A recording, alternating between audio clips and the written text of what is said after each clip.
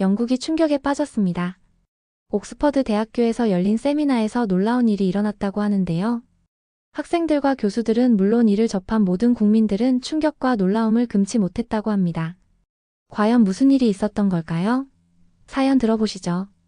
그 전에 잠깐 더 많은 사연을 들으시려면 구독과 좋아요를 눌러주세요. 그럼 사연 시작하겠습니다. 안녕하세요. 저는 영국 옥스퍼드 대학교의 언어학과 엘리자베스 교수입니다. 회의장은 각국의 언어학자들로 가득 찼었죠. 그 중에 눈에 띄게 자신만만한 표정의 중국 베이징 대학 리밍 교수가 있었습니다. 리밍 교수는 발표 도중 한국의 한글에 대해 언급하기 시작했습니다. 처음엔 객관적인 설명처럼 보였습니다. 하지만 갑자기 그의 목소리가 달라졌어요. 한글은 너무 단순합니다. 사실상 기호에 가깝죠. 중국 한자는 5,000년 역사를 견디며 완성된 문자입니다. 깊이와 아름다움이 다릅니다. 회의장에 침묵이 흘렀습니다. 저는 그 말을 듣고 옆에 앉은 동료에게 고개를 끄덕였죠. 사실 그 당시 저도 같은 생각이었으니까요. 그래요, 한글은 아이들에겐 좋을지 모르겠네요. 하지만 진짜 문명은 복잡성에서 나오는 법이죠. 제 말에 리밍 교수가 큰 웃음을 지었습니다. 마치 승리자처럼 말이죠. 그때 뒷자리에 앉아있던 한국 유학생의 얼굴이 새빨개지는 걸 봤습니다. 그 학생은 몸을 부들부들 떨면서도 아무 말도 하지 못했습니다. 결국 자리를 박차고 나가버렸죠. 당시에는 왜 저렇게 감정적으로 구는 거지? 라고 생각했습니다. 한국인들의 자존심이 그렇게 강한가 싶었죠. 군대에서 엄한 훈련을 받은 병사처럼 꼿꼿하게 나가는 그 뒷모습을 보며 웃음이 나왔습니다. 하지만 제가 이렇게 생각한 것도 제 무지에서 비롯된 거였습니다. 리밍 교수는 그날 이후로 더 자주 한글을 기호체계라고 불렀습니다. 여러 학회에서 만날 때마다 한자의 우월성을 강조했죠. 마치 고대 로마 군단이 게르만 부족을 내려다보듯 그는 한글을 그저 미완의 문자 정도로 취급했습니다. 사실 저도 의심 없이 그의 말을 따랐습니다. 제 전공은 서양 문자였고 동양 문자는 그저 이국적인 호기심 거리였으니까요. 중국 한자는 분명 복잡하고 심오했습니다. 그러니 당연히 더 발전된 문자라고 생각했죠. 그날 회의가 끝난 후 복도에서 그 한국 유학생이 저를 응시하는 눈빛을 아직도 기억합니다. 분노가 아니었습니다. 오히려 슬픔이 가득한 눈빛이었죠. 마치 언젠가 알게 될 거예요 라고 말하는 것 같았습니다. 그때는 그 의미를 이해하지 못했습니다. 그리고 정확히 1년 후 저와 리밍 교수의 오만함이 처참하게 무너지는 사건이 벌어졌습니다. 리밍 교수에게서 급한 전화가 왔습니다. 목소리가 떨리고 있었죠. 그의 딸 메이링이 중국 서부 산악지대에서 실종됐다는 겁니다. 메이링은 대학생으로 소수민족 지역에서 봉사활동을 하고 있었습니다. 갑자기 큰 홍수가 났대요. 마을 전체가 고립됐다고 합니다. 리밍 교수의 목소리는 공포로 가득 찼습니다. 저는 그를 위로했지만 솔직히 상황이 심각해 보였습니다. CNN 뉴스에 따르면 중국 서부 지역에 50년 만에 폭우가 쏟아졌고 여러 마을이 고립됐다고 했죠. 이틀 후 리밍 교수가 직접 현장으로 향했습니다. 저도 그를 따라가기로 했죠. 학자로서보다는 친구로서 그를 돕고 싶었습니다.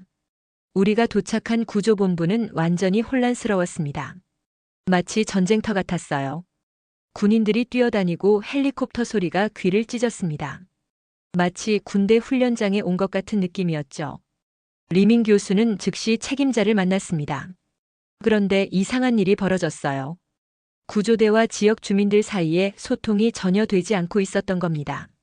왜 아직도 사람들을 못 구했습니까? 제 딸은요? 리밍 교수가 따져 물었습니다.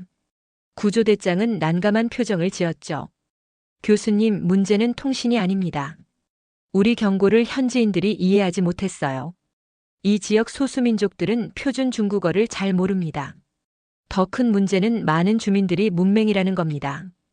그 말을 듣는 순간 리밍 교수의 얼굴이 창백해졌습니다. 저는 그 자리에서 충격적인 통계를 들었습니다. 이 지역 소수민족 중 40%가 문맹이라는 겁니다. 그들은 경고문을 읽지 못했고 도시에서 온 구조대의 명령을 이해하지 못했습니다. 리밍 교수가 분노했습니다. 어떻게 21세기에 이런 일이 가능합니까? 우리는 5천년 역사의 문명국입니다. 구조대장은 고개를 저었습니다. 교수님, 현실입니다. 복잡한 한자를 배우는 건 이 지역 사람들에게 너무 어렵습니다. 특히 노인들은요. 그 순간 리밍 교수의 얼굴에 처음으로 의문이 스쳤습니다. 5천년의 한자 문명이 정작 자국민을 구하지 못하고 있었던 겁니다. 우리는 헬리콥터를 타고 재난 지역 상공을 날았습니다.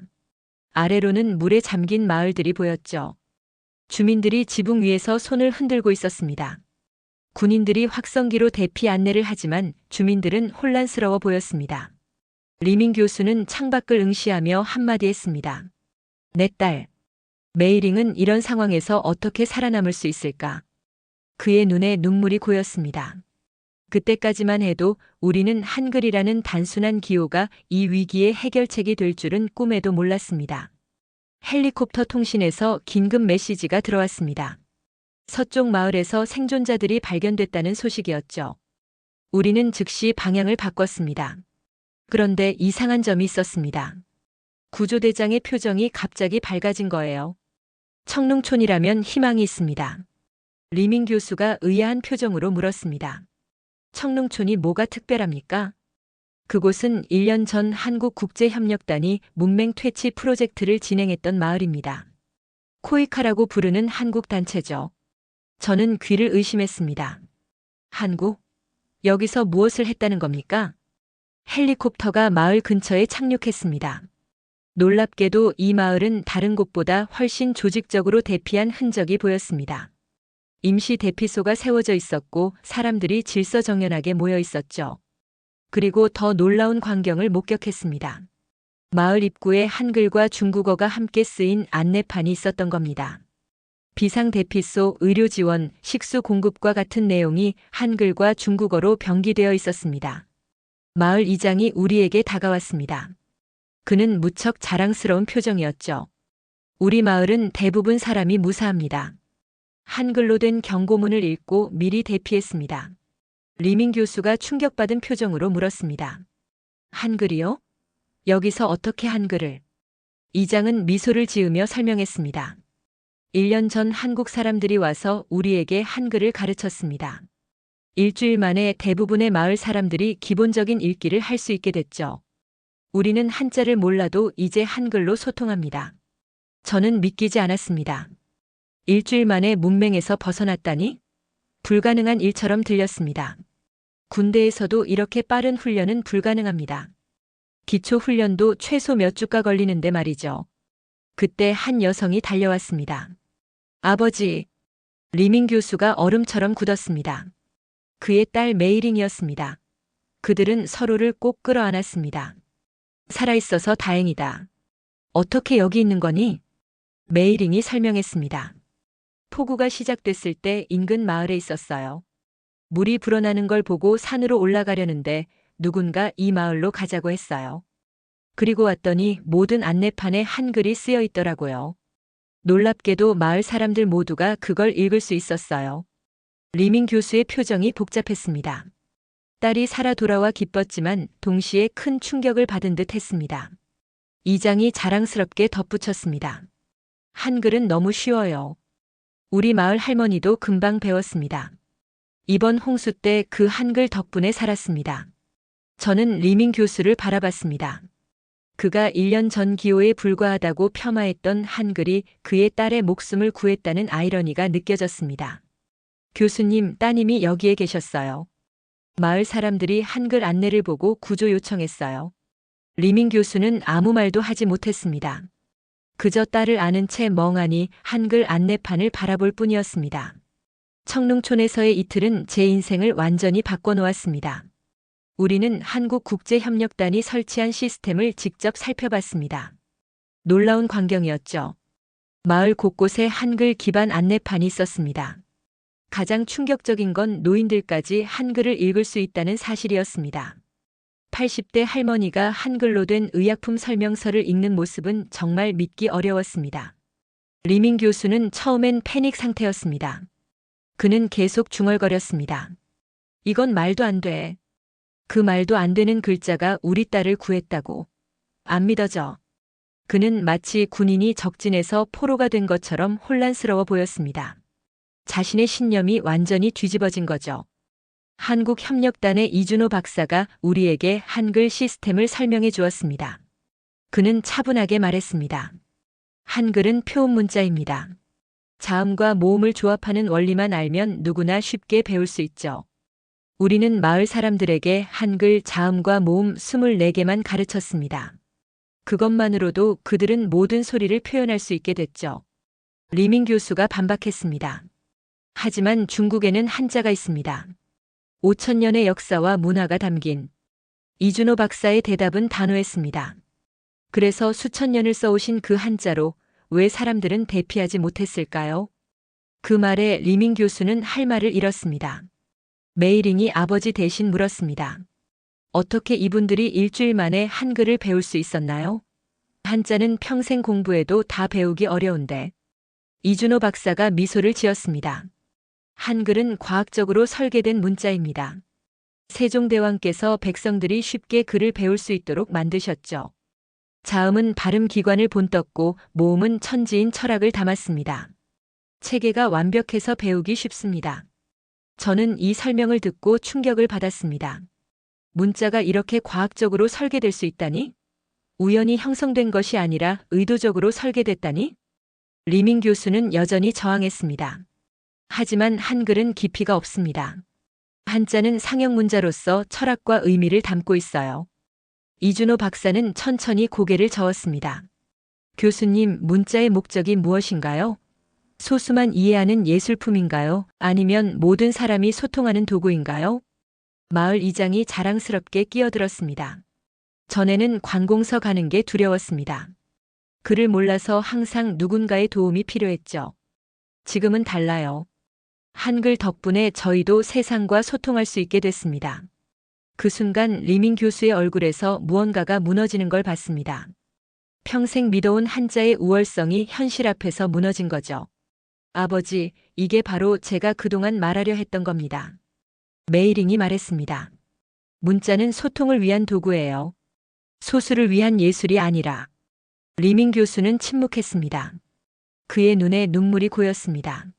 자존심 강한 군인이 처음으로 패배를 인정하는 순간 같았습니다. 이준호 박사는 우리를 마을 중앙의 작은 건물로 안내했습니다. 그곳은 한글 정보센터라고 불렸죠. 안에 들어가자 놀라운 광경이 펼쳐졌습니다. 컴퓨터 몇 대와 태블릿이 있었고 마을 사람들이 그것을 능숙하게 사용하고 있었습니다. 더 놀라운 건 모든 인터페이스가 한글로 되어 있다는 점이었습니다. 이것이 우리의 디지털 생명선 시스템입니다. 이준호 박사가 자랑스럽게 설명했습니다. 한글은 디지털 시대에 완벽하게 맞는 문자입니다. 자음과 모음의 조합이 컴퓨터 코딩 원리와 유사하죠. 리밍 교수가 의아해했습니다. 그런데 왜 중국어가 아니라 한글로 된 시스템인가요? 이준호 박사가 컴퓨터 화면을 가리켰습니다. 한글은 구조가 단순해서 다양한 언어를 표현하기 좋습니다. 이 시스템은 현지 소수민족 언어를 한글로 표기하고 동시에 표준 중국어와 영어로도 번역해 줍니다. 메이링이 감탄했습니다. 정말 대단해요. 이건 단순한 문자 교육이 아니라 완전한 정보 혁명이네요. 리밍 교수는 여전히 믿기지 않는 듯 했습니다. 그래도 한자가 가진 문화적 가치는. 그때 유엔 재난구호팀의 관계자가 들어왔습니다. 그는 우리에게 놀라운 사실을 알려주었죠. 이 시스템은 이미 전 세계 6개국에서 사용되고 있습니다. 네팔, 방글라데시, 케냐, 파푸아뉴기니 모두 한글 기반 재난 경보 시스템을 도입했죠. 문해율이 낮은 지역에서 특히 효과적입니다. 유엔 관계자의 말이 계속됐습니다. 문자와 기술의 결합 사례로 한국의 한글 시스템은 유일합니다. 우리는 이것을 디지털 포용성의 모델이라고 부릅니다. 이 말을 듣고 리밍 교수의 표정이 완전히 무너졌습니다. 그는 작은 목소리로 중얼거렸습니다. 우리 한자는 그런 구조가 불가능하죠. 메이링이 아버지의 어깨를 토닥였습니다. 아버지, 이건 경쟁의 문제가 아니에요. 한자는 여전히 아름답고 가치 있어요. 다만 목적이 다른 거죠. 그날 저녁 우리는 마을 사람들과 함께 식사를 했습니다. 놀랍게도 노인들도 태블릿으로 날씨 정보를 확인하고 의약품 정보를 읽고 있었습니다. 평생 문맹이었던 사람들이 이제는 세상과 소통하고 있었던 겁니다. 80대 할머니가 자랑스럽게 말했습니다. 나 이제 손주들에게 문자 메시지 보낼 수 있어요. 한글 배워서 너무 좋아요. 그 순간 리밍 교수의 눈에서 눈물이 흘렀습니다. 아마도 그는 자신의 편견과 오만함을 깨닫고 있었을 겁니다. 군인이 전장에서 처음으로 자신의 약점을 인정하는 순간 같았습니다. 베이징으로 돌아온 후 놀라운 일이 벌어졌습니다. 리밍 교수의 구출 소식이 중국 소셜미디어에 퍼졌고 특히 한글 덕분에 구조됐다는 사실이 큰 화제가 됐습니다. 베이징 대학교 학생들 사이에서 한글 배우기 캠페인이 시작됐습니다. 학생회관 앞에 큰 현수막이 걸렸죠. 한글로 세상을 읽자 24시간이면 충분합니다. 리밍 교수는 당황했습니다. 그의 연구실 앞에 수십 명의 학생들이 몰려와 한글 강좌를 열어달라고 요청했습니다. 그는 어쩔 줄 몰라 하며 저에게 전화했죠. 엘리자베스, 어떻게 해야 할지 모르겠어. 내가 한글을 무시했던 게 학생들에게 알려졌어. 저는 그에게 진심을 말했습니다. 리밍, 당신은 학자입니다.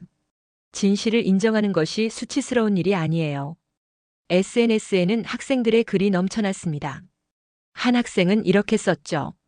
내 고향에도 이런 글자가 있었다면 우리 할머니도 책을 읽었을 텐데. 할머니는 80세에도 자신의 이름도 쓰지 못하고 돌아가셨습니다. 다른 학생은 더 과감했습니다. 한글은 민주적인 문자입니다. 모든 사람이 배울 수 있고 모든 사람이 사용할 수 있으니까요. 중국 당국은 처음에는 이러한 움직임을 차단하려 했습니다. 관련 해시태그를 검열하고 한글 학습 그룹을 해산시켰죠. 하지만 학생들의 열정은 멈추지 않았습니다. 배우고 싶은 게 죄입니까? 한 학생이 공개적으로 물었습니다. 그 말이 새로운 슬로건이 됐죠. 리밍 교수는 용기를 내어 학과 회의에서 발언했습니다. 마치 군인이 전우들 앞에서 진실을 고백하는 것처럼 어렵게 입을 열었습니다. 저는 한글에 대해 편견을 가지고 있었습니다. 하지만 제 딸이 한글 덕분에 살아남은 것을 직접 봤습니다. 우리는 문자에 대한 새로운 시각이 필요합니다. 그의 발언은 학내에 큰 파문을 일으켰습니다. 일부 교수들은 그를 비난했지만 많은 이들이 지지했습니다. 특히 젊은 교수들과 학생들은 열광적이었습니다. 메이링은 자신의 경험을 블로그에 공유했습니다. 한글이 제 목숨을 구했습니다. 그것도 단 일주일 만에 배운 소수민족 마을 사람들 덕분에요. 그녀의 글은 하루 만에 100만 뷰를 넘겼습니다. 사람들이 한글에 대해 알고 싶어 했습니다. 하지만 그보다 더 궁금해했던 건 왜 이런 문자가 중국에 소개되지 않았느냐는 점이었죠. 리밍 교수는 딸과 함께 새로운 연구를 시작했습니다. 소수민족을 위한 한글 기반 문해력 향상 프로그램이었습니다. 처음으로 그는 자신의 오만함을 내려놓고 배우는 자세로 한글을 공부했습니다. 저는 영국으로 돌아왔지만 이 모든 변화를 지켜보고 있었습니다. 그리고 저 역시 큰 변화를 겪고 있었죠. 문자에 대한 저의 시각이 완전히 바뀌었습니다. 옥스퍼드로 돌아온 후 저는 한글에 대한 모든 자료를 찾아 읽었습니다. 그리고 놀라운 사실들을 알게 됐죠. 한글은 단순한 문자가 아니라 과학적으로 설계된 인류 최고의 창조물 중 하나였습니다.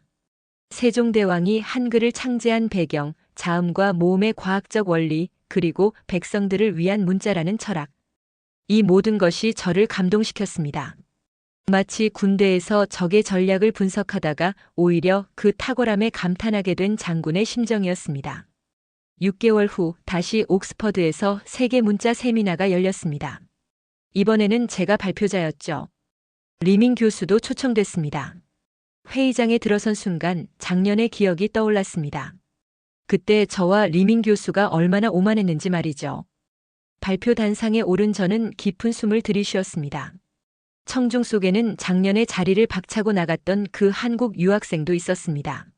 그의 표정은 평온해 보였습니다. 저는 작년 이 자리에서 한글을 단순한 기호라고 불렀습니다. 청중들 사이에서 작은 술렁임이 일었습니다. 오늘 저는 분명히 말씀드립니다. 내가 틀렸습니다. 회의장이 조용해졌습니다. 저는 계속했습니다. 한글은 단순히 문자가 아닙니다. 한글은 인류 역사상 가장 과학적이고 민주적인 문자 시스템입니다. 제가 기호라 비웃었던 한글이 리밍 교수의 딸을 구하고 우리 모두를 부끄럽게 했습니다. 저는 청농촌에서의 경험, 한글의 과학적 원리, 그리고 디지털 시대의 한글이 가진 강점에 대해 설명했습니다. 놀랍게도 청중들은 매우 집중해서 들었습니다. 문자의 가치는 그 복잡성이나 역사의 길이가 아니라 얼마나 많은 사람들에게 지식과 정보의 문을 열어주느냐에 있습니다. 한글은 그 점에서 인류 최고의 발명품 중 하나입니다. 발표가 끝나고 리밍 교수가 단상에 올랐습니다.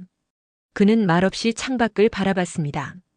그의 눈에는 복잡한 감정이 교차했습니다. 자존심 강한 군인이 패배를 인정하는 것처럼 어려워 보였습니다. 저는 평생을 한자의 우월성을 믿으며 살아왔습니다. 하지만 그의 목소리가 떨렸습니다. 제 딸이 한글 덕분에 살아남았습니다. 이것은 단순한 우연이 아닙니다. 한글은 정말로 사람을 살리는 문자입니다. 그는 자신의 연구 결과를 공유했습니다.